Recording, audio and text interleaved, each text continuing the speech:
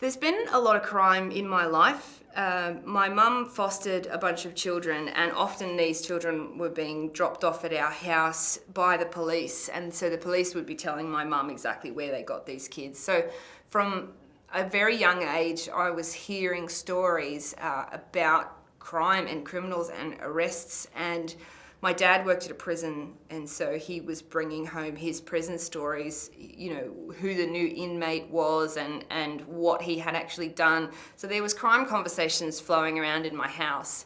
And then living in such a crazy household with all these kids in it, I could get away with things that maybe another parent would notice. So I would creep into my mum's room and read stuff that I just should not have been reading at that age. She had an enormous true crime collection full of crime scene photos and terrible stories, and I would read through those. And my dad also brought home police magazines, which are supposed to be police only because they have really graphic photos in them.